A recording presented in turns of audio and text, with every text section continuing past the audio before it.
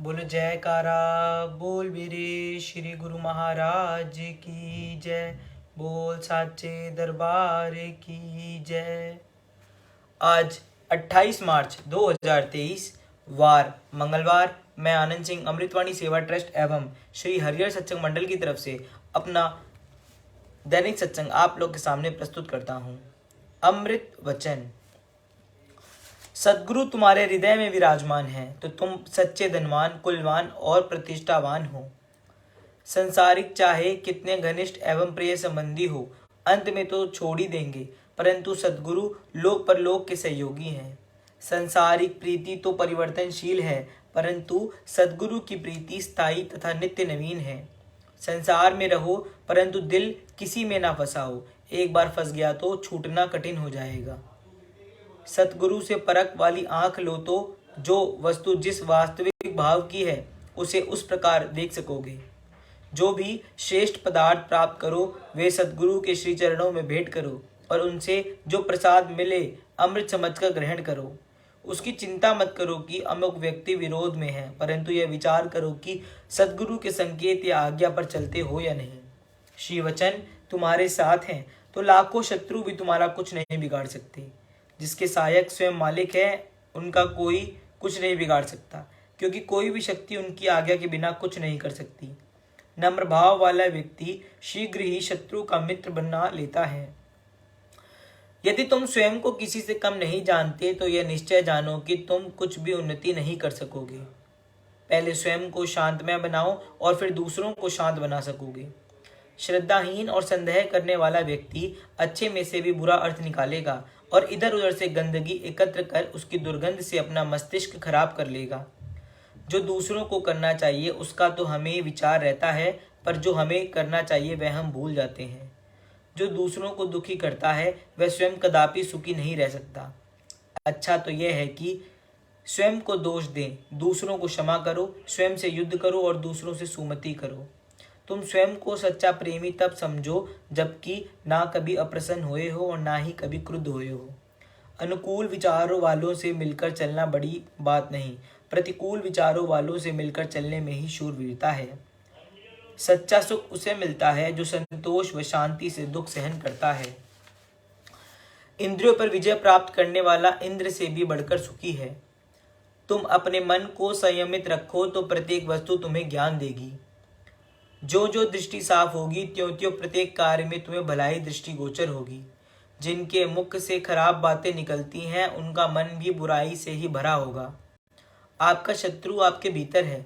यदि दूसरे को शत्रु समझते हो तो बड़ी गलती में हो। भक्ति मार्ग में जिज्ञासु के आलस्य व स्वार्थ मुख्य शत्रु हैं। इनका दमन तभी हो सकता है जब वह दरबार की निष्काम सेवा और भजन में तल्लीन रहेगा।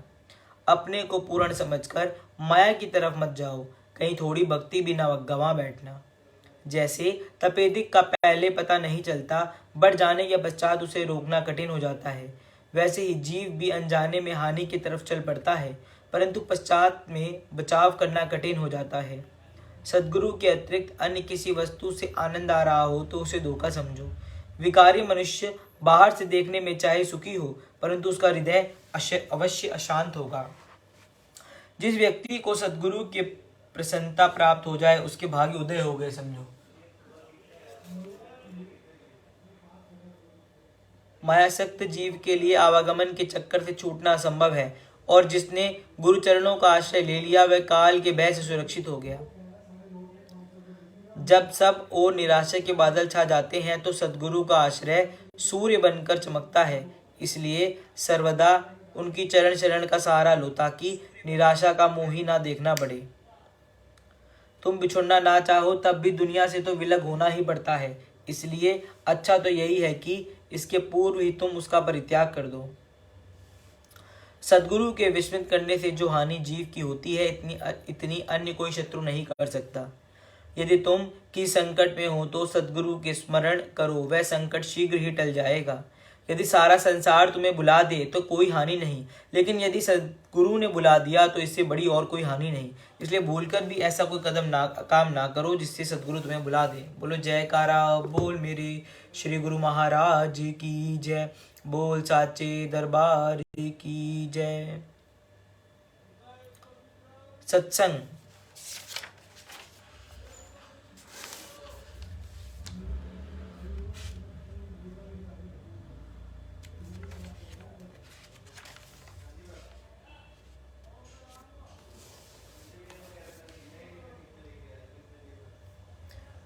सत्संग,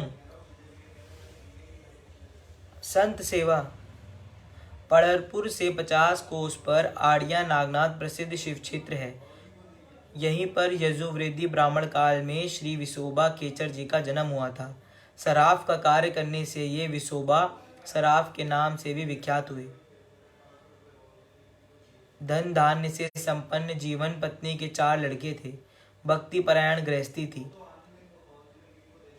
घर का कार्य व्यवहार करते हुए मुख से पांडुरंग का नाम और आंखों से विट्ठल का ध्यान बसाए निराली मस्ती में डूबे रहते थे। संतों एवं द्वार पर आए अतिथियों की सेवा को भगवान की मस्ती में डूबे रहते थे। संतों एवं द्वार पर आए अतिथियों की सेवा को भगवान की सेवा समझते और प्राणपन से निभाते थे। आप अपने नगर में विसोबा सेठ के नाम से भी प्रसिद्ध थे। भगवान के विचित्र खेल जीव बुद्धि इसे नहीं समझ सकती। भगवान भक्त की परीक्षा लेकर उसका दृढ़ विश्वास एवं अडिग श्रद्धा का प्रमाण दर्शाने हेतु लीला रचाते हैं। एक बार दक्षिण में अकाल पड़ गया। अन्न जल मिलना दुभर हो गया। भूख प्यास से व्याकुल स्त्री पुरुष एवं तीर्थ यात्रा श्री विसोबा जी के घर में एकत्र हो गए। अंतर्मन में प्रभु कृपा का वरदान मान इन्होंने अपनी सारी कमाई से अन्न लेकर आतिथ्य सत्कार आरंभ किया। दूर दूर तक प्रसिद्धि फैल गई और हजारों की संख्या में संतजन भोजन पाने के लिए आने लगे। घर के बर्तन गहने आदि बेचकर संत सेवा में लगा दिए। आज इस नगर सेठ को कोई पागल कहता और कोई ना समझ कहते हुए हंसी उड़ाता। लोग कहते कि अपने लिए कुछ तो बचाना चाहिए। यह क्या सेवा है, दूसरों को खिलाकर स्वयं भूखा रहना पड़े। आखिर कब तक पूर्ति करेगा। अब घर में अन्न का एक दाना भी नहीं था। उन्होंने अभ्यागतों को खाली लौटाना ठीक ना समझा, तो वहां से दूर एक पठान से कई हजार रुपए ब्याज पर ले आए और 7 दिन बाद लौटाने का वचन दिया।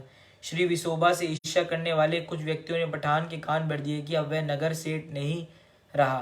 संत अभ्यागतों में से सब कुछ लौटाकर अपनी प्रतिष्ठा बचाने के लिए उधार ले गया है। वह कंगाल हो चुका है। आप अपनी रकम बचाइए, नहीं तो पश्चाताप करना पड़ेगा। वह पठान श्री विसोबा के पास गया, परंतु श्री विसोबा जी ने के जानकार व्यक्ति उससे कहने लगे, भाई, सत्य धर्म पर चलने वाले व्यक्ति जी तुम्हें धोखा नहीं देंगे। ये अपनी बात के पक्के हैं। यदि इन्हें कोई आश्रय दिखाई दिया होगा तो ही आपसे उधार ले आए हैं। 7 दिन के बाद यहाँ आना। पठान उनकी बात मानकर लौट गया। धीरे धीरे 6 दिन व्यतीत हो गए, परंतु कहीं से रकम चुकाने का साधन ना बन पा रहा था। प्रातः 7वां दिन शुरू होना है। साय होते होते कर चुकाना ही होगा। इसी सोच विचार में रात्रि समय वे प्रभु के ध्यान में निमग्न हो प्रार्थना करने लगे। प्रभु, लोगों ने पठान से कहा है कि कोई आश्रय दिखाई दिया होगा तो ही आपसे उधार ले आए हैं। मेरा तो आपके अतिरिक्त कोई आश्रय नहीं। मुझे तो केवल यही विदित है कि मान सम्मान में आपका, संत भी आपके, कर्ज भी आपका। मैं प्रात होने से पहले चुपके से वन की राह लूंगा। आंसुओं के से प्रभु चरणों को भिगोते हुए विनय पर विनय करने लगे। प्रभु, संत सेवा से मुझे वंचित करना चाहते हो तो आपकी मर्जी, जैसा चाहोगे वैसा रह लूंगा। अगले दिन ब्रह्मा मुहूर्त में श्री विसोबा जी उठे। नियम अनुसार नित्य कर्म कर पाठ के लिए श्रीमद् भगवद गीता को खोला तो भगवान के मुख से उच्चारण किया हुआ एक श्लोक सामने आ गया। संपूर्ण कर्तव्य कर्म धर्मा को त्याग कर तू केवल एक मुझ शक्ति सर्वाधार परमेश्वर की शरण में आ जा। मैं तुझे संपूर्ण पापों से मुक्त कर दूंगा। तू शोक मत कर।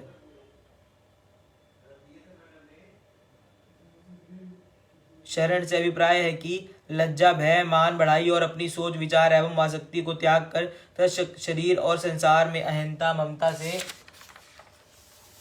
रहित होकर केवल एक परमात्मा को ही परम आश्रय, परम गति और सर्वस्व समझना। अनन्य भाव से अतिशय श्रद्धा, भक्ति और प्रेम पूर्वक निरंतर भगवान के नाम, गुण, प्रभाव व स्वरूप को चिंतन करते रहना। भगवान का भजन सुमिरन स्मरण रखते हुए उनकी आज्ञा के अनुसार कर्तव्य कर्मों को निस्वार्थ भाव से केवल परमेश्वर के लिए आचरण करना, ये परमात्मा की शरण होना है। अर्थ सहित श्लोक पढ़कर दिल भाव विभोर हो गया। प्रभु, अब मुझे कर्ज की चिंता नहीं। आपने मुझे अभय कर दिया। कर्ज अब अवश्य चुकता होगा और आप स्वयं करोगे। आज संत सेवा का कार्य पूर्ण कर पठान से तिथि बढ़ाने का आग्रह करूंगा। उधर श्री भगवान ने मुनीम को वेश धारण किया और पठान के पास जाकर कुछ लोगों के सामने ब्याज सहित पैसे पैसे का हिसाब चुकता कर दिया। पठान कभी तो मुनीम के मुख की ओर देखता और कभी पैसे की ओर। मुनीम रूप श्री भगवान ने कहा, भाई क्या देखते हो, अकाल के समय कौन आश्रय देगा। संतों से प्यार करने वाले भगवान भक्तों को निरादर नहीं होने देते, उन्होंने प्रबंध करवा दिया है, ये उनकी लीला है। रिद्धियां सिद्धियां भक्तों की चेरी बनाकर रहती है, परंतु वे उन्हें नहीं अपनाते। पठान कभी मुनीम की मुस्कुराहट पर निछावर होता तो कभी उसके मधुर वचनों को सुनता, परंतु उसकी समझ में कुछ नहीं आ रहा था कि क्या ये सचमुच ही विशोबा के मुनीम है या कोई और। मुनीम स्वरूप श्री भगवान ने पूर्ण नोट व कागज जिस पर उधार लिखने वाले का नाम, उधार ली गई रकम आदि लिखते हैं, पर भरपाई की रसीद लिखवाई और वहां से चल पड़े। उधर श्री विशोबा जी के घर में जो अन्न आदि शेष था उसे पकाकर अतिथियों एवं संतों का भोजन करना आरंभ किया गया। अतिथि अति आश्चर्य की 20-25 के लिए सुलभ भोजन था, परंतु सैकड़ों अंत अभ्यागत आते गए और भोजन पाकर संतुष्ट हो गए। कहते हैं कि आज जैसे भोजन में स्वाद का अनुभव पहले कभी नहीं हुआ था। आज तो मानो भोजन अमृतपान किया है। संत सेवा से निवृत्त हो श्री विशोबा जी पूरा नोट लेकर पठान के पास गए और कर चुकाने के लिए कुछ समय तारीख बढ़ाने का आग्रह किया। पठान आश्चर्य से बोला, आपके मुनीम की मनोमोहिनी सूरत तो अभी भी मेरे दिल को मोहित किए हुए है। सुबह उसने ब्याज सहित सब रकम दी है। मैंने आपसे रुपए मांगकर गलती की, अब मुझे पूरा नोट दिखाने लिखवाने की जरूरत नहीं। आपको और जितनी रकम चाहिए बिना कर्ज ले जाइए और सेवा में लगाइए। कृपा कर अपने मुनीम से कहिए कि एक बार पुनः यहाँ तशरीफ लाएं। क्या वह जादूभरी चितवन थी उसकी, कितने मधुर वचन कहता है वो। श्री विशोबा जी ने घर आकर अपने मुनीम से पूछा तो उसका उत्तर था, सेठ जी मैंने कहीं से चुराकर तो देने नहीं थे, आपने मुझे रकम नहीं दी तो मैं भला चुकता करने कैसे गया। यह तो भगवान का ही कोई कौतुक है। विशोबा जी ने आंखें मूंद कर दया में भगवान का लीला का स्मरण किया। अहो प्रभु को मेरे लिए एक मुनीम का वेश धारण करना पड़ा, वह पठान भी धन्य है।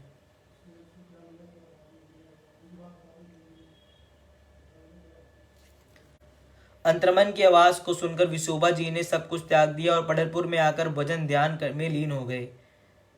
यहाँ उन्हें संत ज्ञानेश्वर के भाई सोपनाथ देव ने श्री गुरु दीक्षा प्राप्त हुई। योगाभ्यास से ये सिद्ध महात्मा माने जाने लगे। इन्हीं संत विशोबा खेचर जी ने नामदेव जी की गुरु दीक्षा दी थी, अर्थात नाम सुमिरन एवं प्रभु भक्ति में लीन होकर आज्ञा अनुसार जीवन पर्यंत परमार्थिक कार्य करते हुए स्वनामधन्य हो गए। अनेकों जीव को भक्ति पथ सुझाया। संत ज्ञानेश्वर जी के संप्रदाय में ये बात में सम्मिलित हुए। ये है महामहिम संतों भक्तों का जीवन चरित्र, जो उज्जवल प्रकाश स्तंभ बनकर जन्म मृत्यु के भय से अभय करता है और मानव जन्म के उद्देश्य को स्वयं पूर्ण कर प्रदान करता है। बोलो जयकारा बोल मेरे श्री गुरु महाराज जी की जय। बोल साचे दरबार की जय। प्रवचन। जन्म जन्मों के संचित कर्मों का परिणाम ही मन है। जिस तरह के कर्म किए गए हैं उसी तरह मन की हालत बन गई है। यदि संचित कर्म बुरे हैं तो मन भी उसी के अनुसार मैला तथा गंदगी से भरा हुआ है। यदि हम चाहें कि इस मलिन मन में से रूहानियत के भेदों को जान सकें तो यह बिल्कुल असंभव है, क्योंकि मन तो विषय विकारों की गंदगी से भरा हुआ है। मन रूहानियत के गुप्त भेदों को नहीं समझ सकता। इसलिए यह जरूरी है कि मन को निर्मल करने का उपाय सोचा जाए।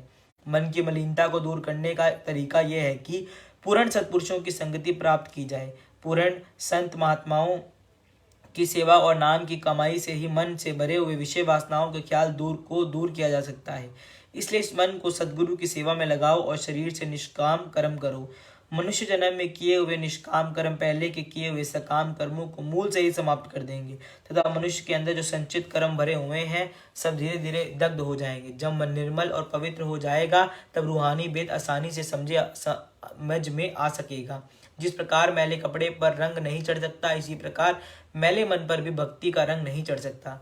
सद्गुरु ही शिष्य के मैले मन को धो सकते हैं। सद्गुरु के बताए हुए भजन अभ्यास के साधन से ही मन पवित्र हो सकता है। किसी भी वस्तु को नए रूप रंग में बदलने के लिए उसी वस्तु के जानकार को ही वस्तु देने से वह नए रूप में बनती है। जैसे लकड़ी बढ़ई के पास तथा लोहा लोहार के पास जाए तो नए रूप में सुंदर और बढ़िया रूप में बनकर सामने आता है, इस प्रकार मैला मन भी सद्गुरु के पास जाकर ही मायावी विचार छोड़कर भक्ति के पवित्र उज्जवल विचार ग्रहण कर शुद्ध मन पर बन जाता है। क्योंकि संत सद्गुरु निष्काम कर्म कराते हैं जिससे संचित संचित बुरे कर्म भी दग्ध हो जाते हैं और मन में सद्विचार आने लगते हैं। अतएव मन की परिशुद्धि के लिए संत सत्पुरुषों की संगति में जाना आवश्यक है, जिससे मन शुद्ध होकर निष्काम कर्म करने में तत्पर हो जाए। बोलो जयकारा बोल मेरे श्री गुरु महाराज जी की जय। बोल साचे दरबार की जय।